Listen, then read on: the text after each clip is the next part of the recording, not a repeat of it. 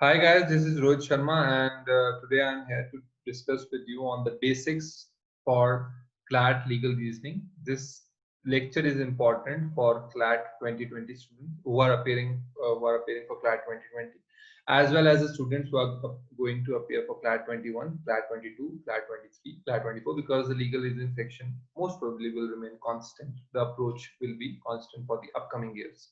So those who are going to appear in just now in 11th standard or 12th standard, or who are going to drop, this lecture is going to be very important for you all. So let us start with the lecture and let us go for learning the basics for legal reasoning. I am a pass out from NLU Punjab, if I have not told before, and I scored rank 813 in CLAT. So let us start with the lecture.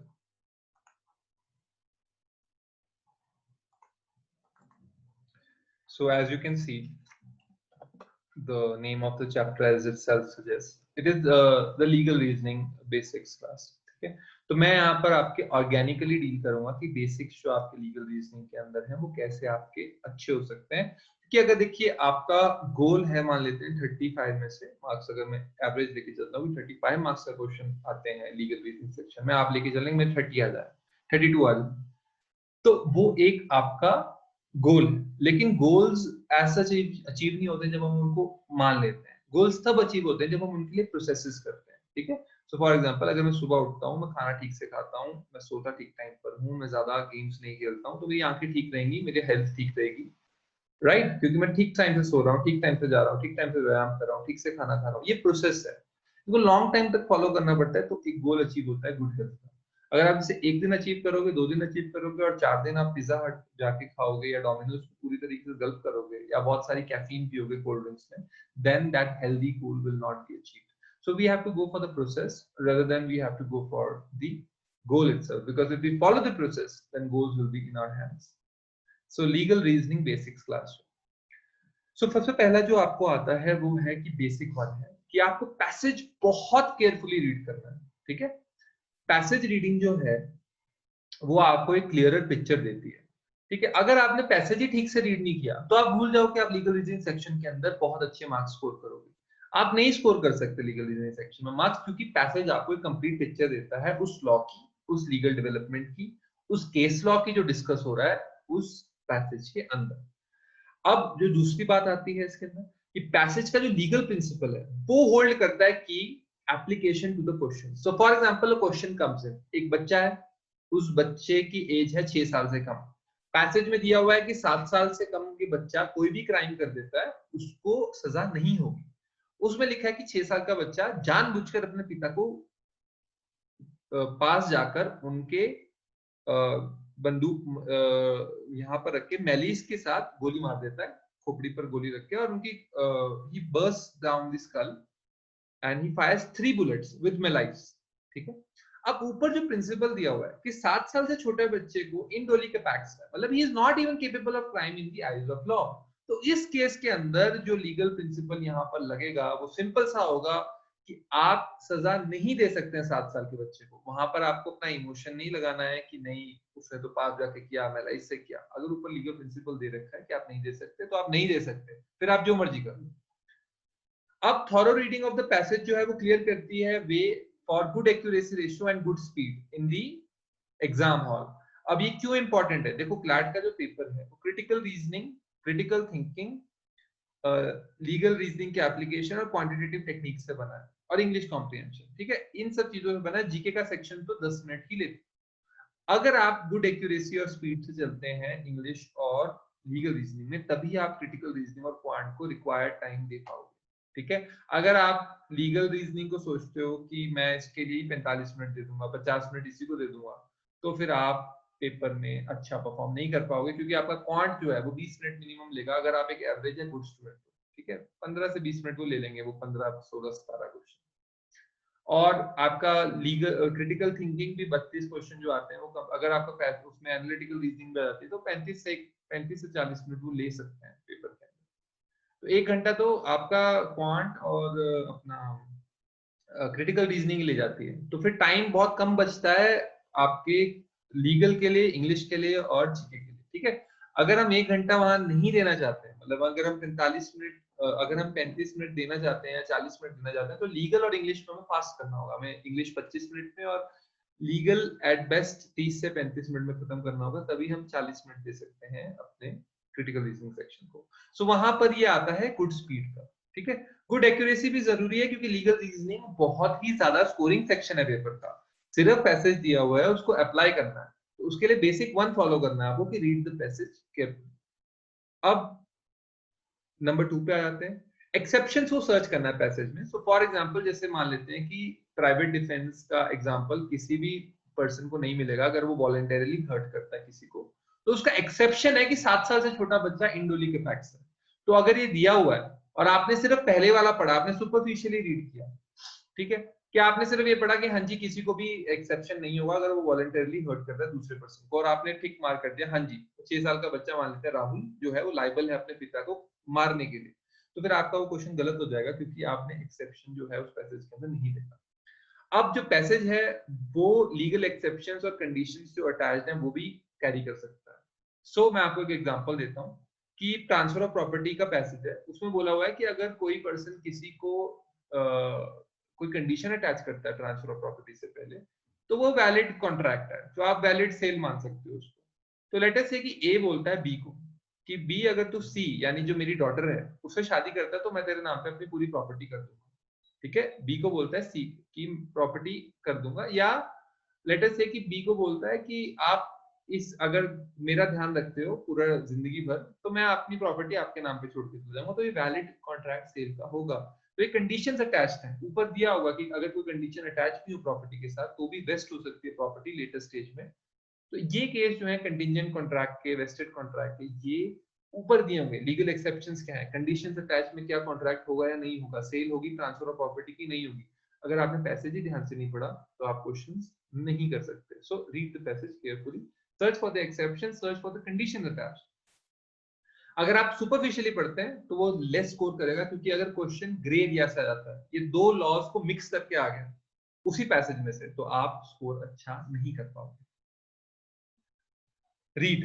Now this section particularly, मैं पहले CLAT 2020 students को बोल देता हूँ।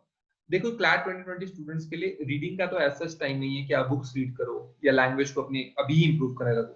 तो मैं आपको इतना ही कहूंगा, 100 से ऊपर पैसेजेस डाले हुए हैं स्मार्ट कीड़ा ने इंग्लिश कॉम्प्रिहेंशन सेक्शन में।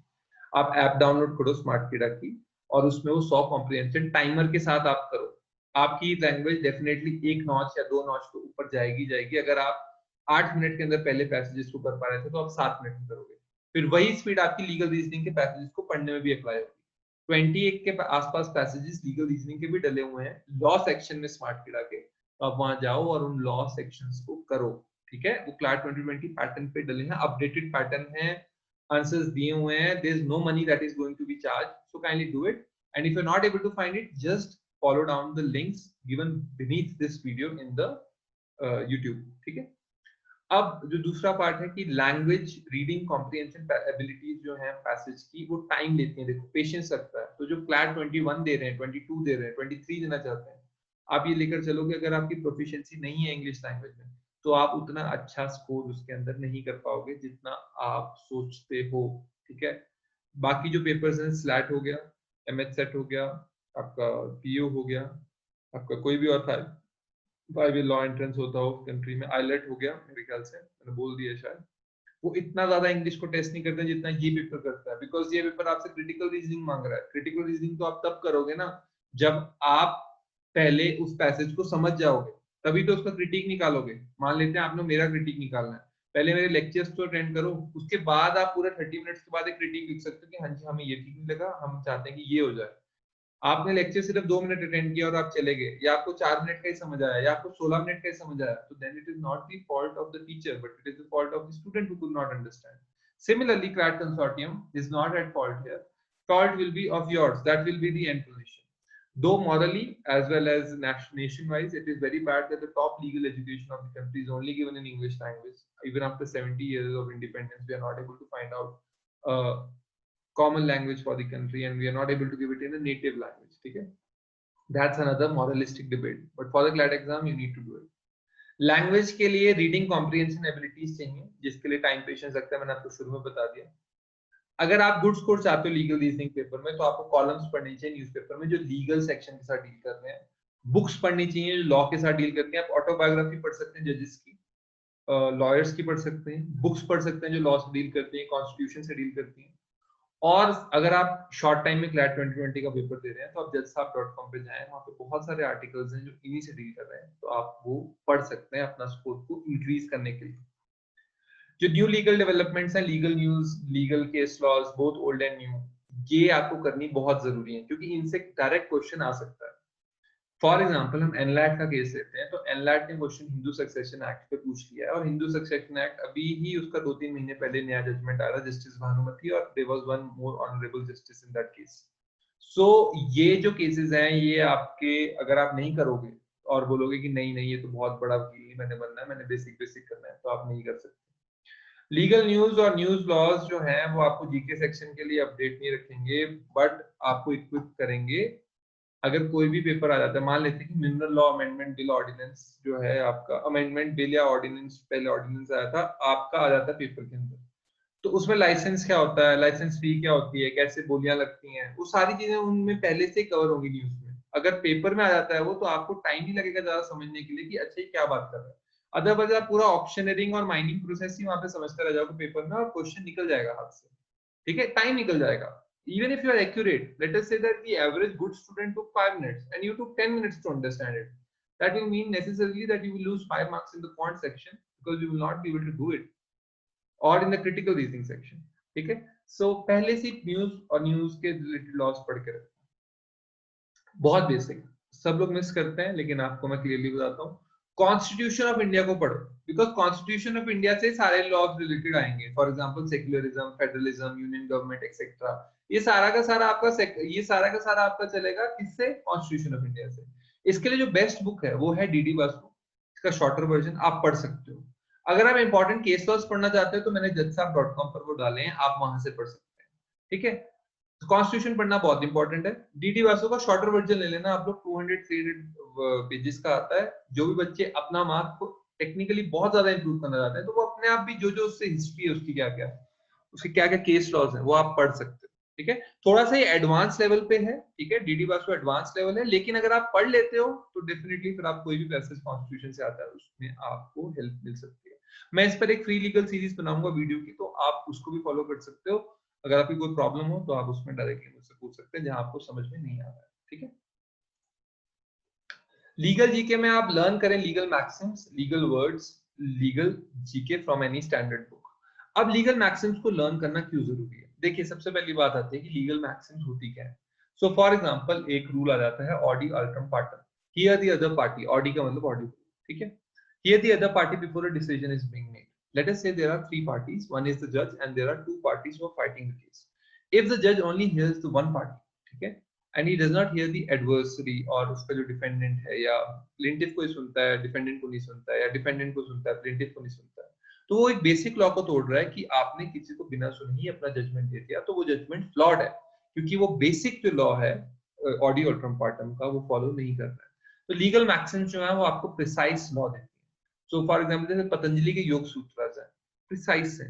सिमिलरली अपने भगवत गीता के सूत्र है, प्रिसाइज है, लेकिन वो बहुत सारा अपने अंदर कंटेन करते हैं चीजों को, ठीक है। लेट अस से मंत्र ओम नमः शिवाय प्रिसाइज है, लेकिन contains a lot of universe in it. Similarly, legal maxims are like precise snippets of law, but they are wide in expense. Lot of books are written in on those words.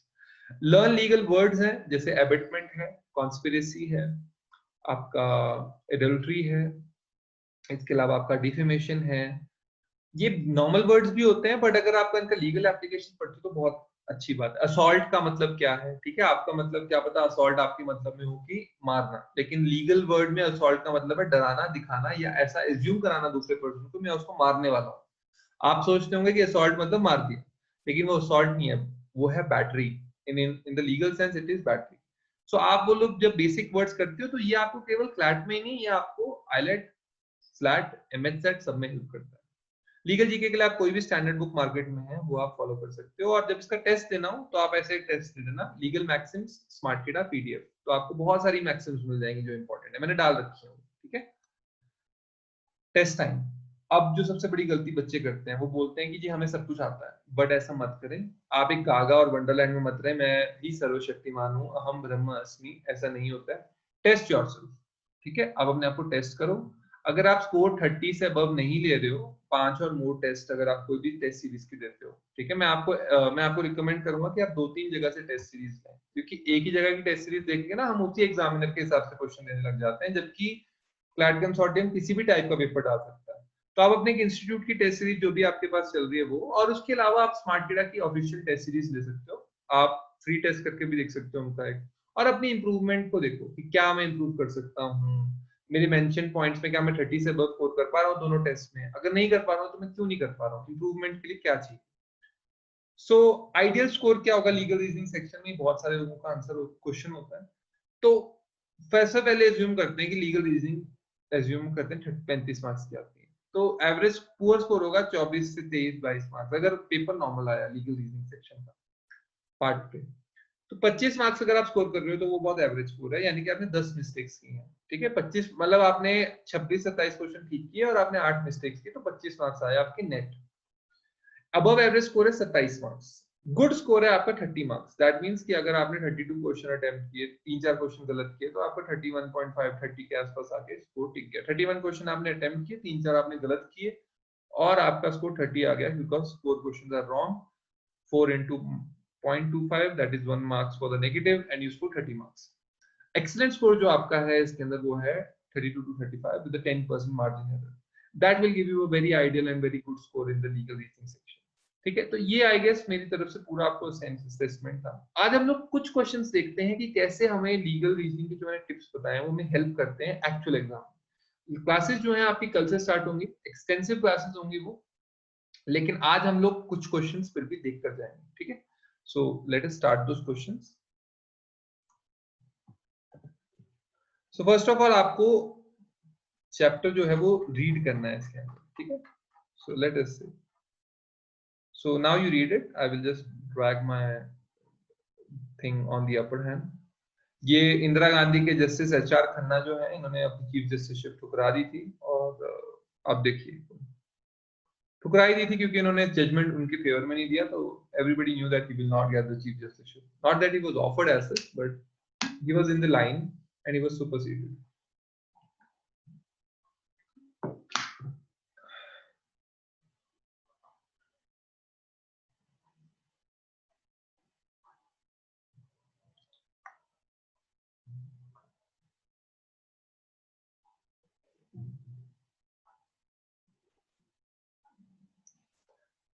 जिनको time लगता है वो अपना YouTube pause कर दें और देखें, ठीक है।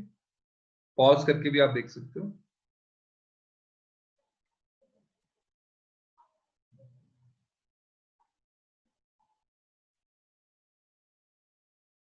पॉज करके देख लें आप।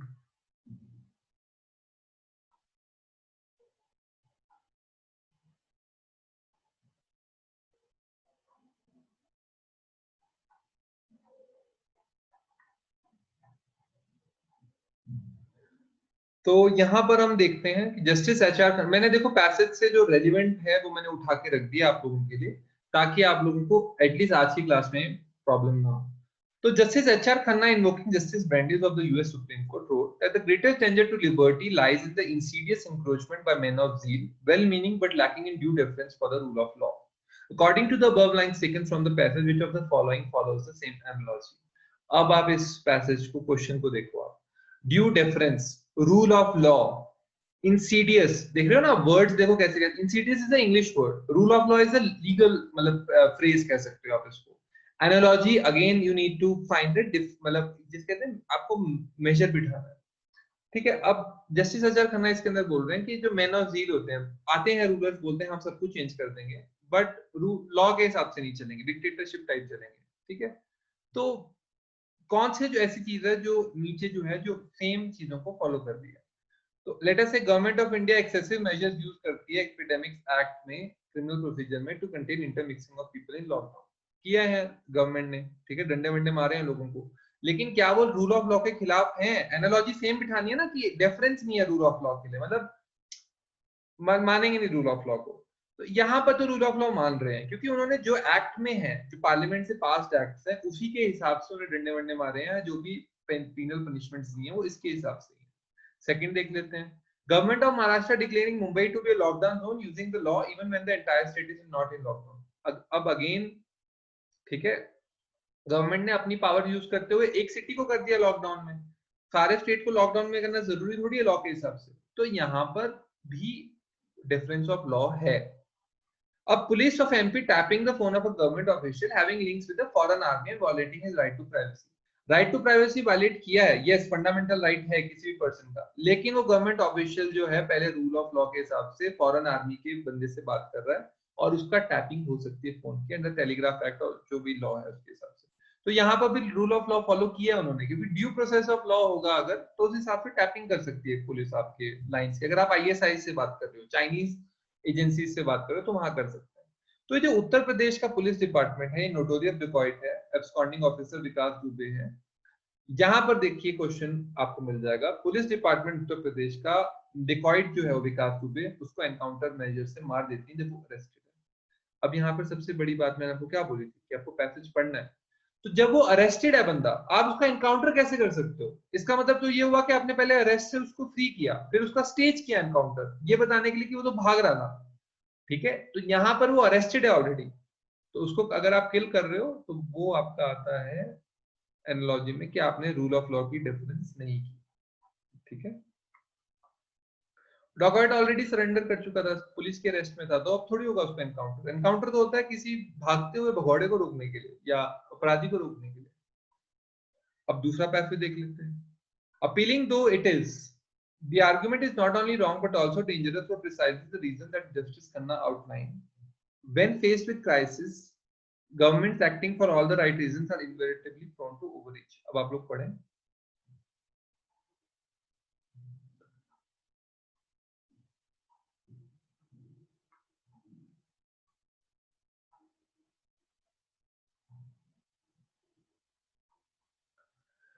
तो इसमें क्या बोल रहे हैं, देखो सबसे पहली बात, अगर आप नहीं पढ़े हैं तो आप लोग, मैं आपको टिप दे देता हूँ, पॉज कर लो, पढ़ लो, ठीक है, पूरा पढ़ लो। अब any temporary measure that may impose a disturbing habit of entrenching themselves into the landscape and creating a new normal well after the crisis is past. अब सबसे पहली बात तो आप ये देखो, इंग्लिश कितनी टॉप क्लास है इसकी, ठीक है। अगर आप लोग नहीं पढ़ पाओगे उस टाइम पे तो प्रॉब्लम होगी, तो पहले इंग्लिश इंप्रूव करना इंपॉर्टेंट है।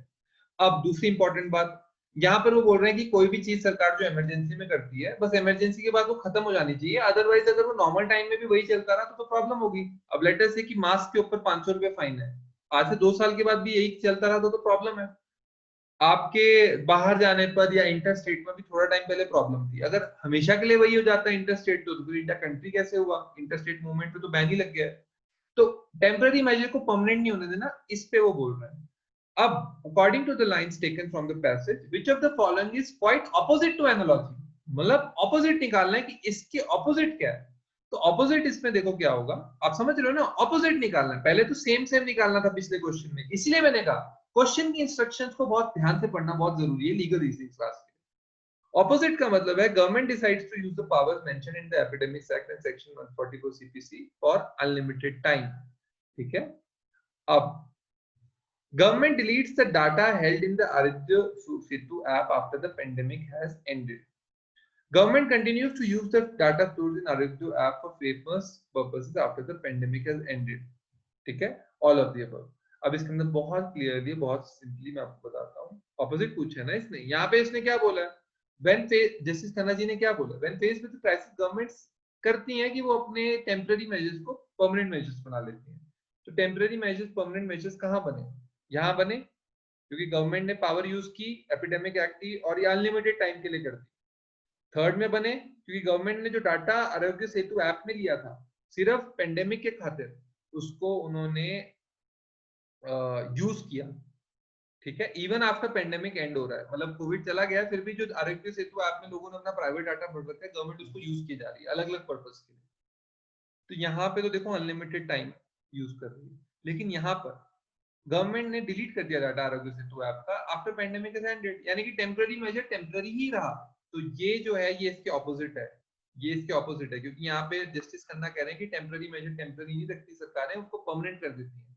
यहाँ पे गवर्नमेंट ने जो लीगली आरोग्य सेतु ऐप में डाटा लिया था उसको डिलीट कर दिया आफ्टर पेंडेमिक हैज एंडेड। तो ये आपका सॉल्यूशन बनता है, ठीक है। The government actively collected the personal data for all the citizens for contact tracing. Now, temporary measure which if the government dismantled after the pandemic has ended, then it is quite opposite to the analogy given by Justice HR Khanna. HR Khanna ने एक डर व्यक्त किया था कि सरकारें temporary measures को permanent कर लेती हैं। सरकार ने खत्म ही कर दिया, वो टेम्पररी मेजर को टेम्पररी ही रखा, परमानेंट नहीं किया, तो फिर वो ऑपोजिट हो गया उस डर के, ठीक है, क्योंकि ऑपोजिट पूछा है। ये नेक्स्ट क्वेश्चन है, जो लोग अभी कर रहे हैं या अभी ज्वाइन कर रहे हैं, मैं उनको बोल देता हूँ पॉज करके वीडियो को देख लो, क्योंकि मैं पैसेज के लिए बहुत ज्यादा टाइम नहीं रुकूंगा।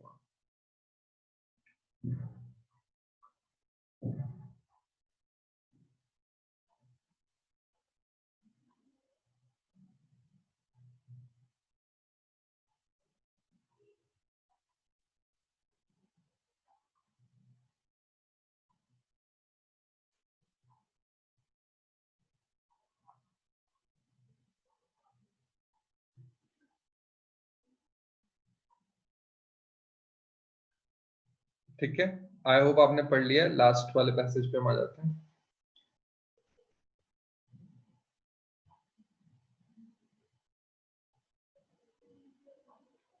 अब यहाँ हम देखते हैं कि क्वेश्चन क्या पूछना चाहते हैं। मैंने देखो क्वेश्चन उठा लिए।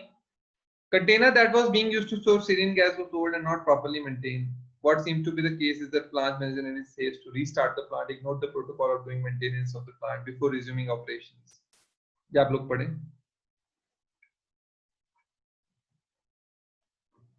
ठीक है, अभी बहुत सिंपल है, इस पैसेज में तो आंसर ही दे रखा है, ठीक है। क्वेश्चन पूछ रहे हैं कि लाइंस टेकन में पैसेज में से what can be imputed as the reason for the accident. तो रीजन क्या एक्सीडेंट होने का? Authority to call the measures and it was the result of the act of God. Sorry, wrong. The authority to call the measure, but it is the result of workers who acted on their own will. Sorry, wrong. The act can be imputed to the criminal design of the authorities who wanted the city to be destroyed. कहीं पे भी नहीं लिखा है कि authorities want करती थी city को destroy करने के लिए। यहाँ पे सिर्फ एक लिखा है कि negligence of authorities है, ठीक है। What seems to be the case is the plant management. Authority plant management हुई, worker तो authority नहीं होता है, management authority होता है। In its haste, जल्दबाजी में start करने के चक्कर में प्रोटोकॉल नहीं मेंटेन किया, मेंटेनेंस नहीं की पूरे प्लांट की, तो वहां पर फिर ये दुर्घटना हो गई, ठीक है। तो ये बहुत सिंपल सा लीगल रीजनिंग का क्वेश्चन है कि क्यों ये लीगल रीजनिंग का क्वेश्चन है। वो एक्ट ऑफ गॉड, बड़े बड़े वर्ड फेंक रहे हैं, लेकिन आपने देखना यार पैसेज में तो बहुत सिंपल क्लियरली आंसर दिया हुआ है, ठीक है। अब लास्ट पैसेज से जो पैसेज का जो लास्ट पैराग्राफ था उससे क्वेश्चन है। Bhopal and Vizag have made painfully clear that the erosion of workers rights and employees obligation could have fatal implication for workers and surrounding communities, ठीक है। हजार्डस केमिकल रूल जो है, भोपाल में क्या हुआ था, गैस ट्रेजेडी हुई थी, तो विजाग में भी अभी यही हुआ। तो फटल इंप्लीकेशन, फेटल मतलब देखो, फेटल वर्ड जो है वो लीगल जीके का वर्ड है, लीगल में आता है बहुत बार। फेटल का मतलब होता है लीथल, खत्म, बंदा खत्म, डेथ हुई।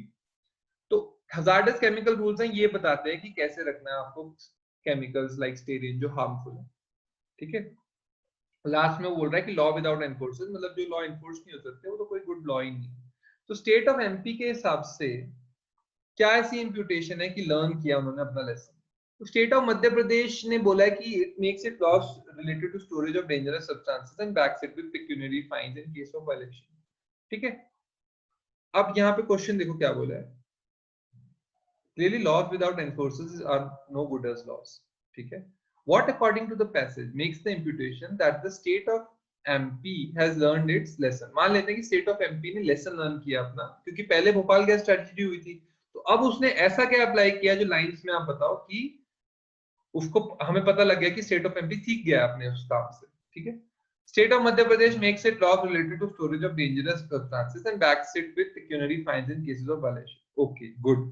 स्टेट ऑफ मध्य प्रदेश ने स्टोरेज डेंजरस सब्सटेंसेस की ली और उसको पेक्यूनियरी फाइन्स से दिया। पेक्यूनियरी फाइन्स उसमें ऐड किए, बोला कि अगर कोई भी ब्रेक करेगा लॉ तो उसको पेक्यूनियरी फाइन लगेगा। Number 3, state of Madhya Pradesh ने लॉज बनाए हैवी सब्सटेंसेस से रिलेटेड, जो भी मतलब ये केमिकल्स हैं, और उसको कम्युनिटी सर्विस बोला। मतलब मान लेते हैं अगर आप ब्रेक कर रहे हो, केमिकल्स रखने के लॉज को आप ब्रेक कर रहे हो, तो आपको कम्युनिटी सर्विस करने को दिया जाएगा। आपको बोला जाएगा कि आप मॉल रोड शिमला में जाके सफाई करिए, या गाड़ी को आपको नहीं चलाने दिया जाएगा 20 दिन के लिए, आप गाड़ियों की सफाई करिए, पब्लिक म्युनिसिपैलिटी कम्युनिटी में जाके आप सर्विस करिए, पेड़ लगाइए, पौधे लगाइए, तो ये कम्युनिटी सर्विस में आता है। पर ये इतना ज्यादा मेजर नहीं, क्योंकि आप केमिकल सब्सटेंस स्टोर कर रहे हो। इसको करने से क्या हो जाएगा, अगर हजारों लोगों की जान चलेगी तो कम्युनिटी सर्विस से क्या हो जाएगा किसी डिफॉल्टर के काम करने से? ये कोई डिफरेंस नहीं देगा, डेटरेंस नहीं देगा। स्टेट ऑफ मध्य प्रदेश ने बोला कि हजार्डस केमिकल रूल्स बनाएंगे और इसके साथ कोई अदर लॉज नहीं बैक करेंगे, तो ये तो फिर इसका उल्टा हो गया, ठीक है? क्योंकि इसका मतलब तो कि आपने एक ही लॉ के ऊपर आपका पूरा चीज बेस्ड है और आपने खुद कुछ नहीं किया।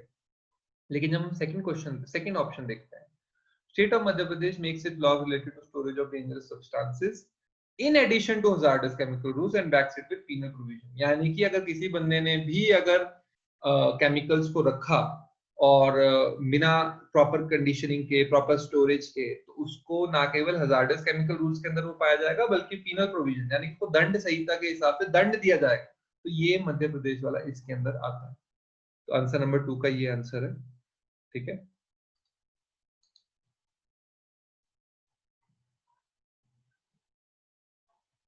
So that was all for today. I hope कि आप लोगों को समझ में आया सारा कुछ, और कल से आपकी रेगुलर क्लासेस हैं इसको रिलेटेड में, ठीक है? अब आपको सिर्फ इतना ही करना है कि पूरा का पूरा जिसे कह सकते हैं हम कि अपना पेपर जैसे होगा आपका, वैसे ही हम क्वेश्चंस डालने की कोशिश करेंगे क्लास 2021 22 में। Kindly be connected with SmartKira, and we will be uploading all the links in the video down below. Thank you very much. Have a good day. Bye. Take care.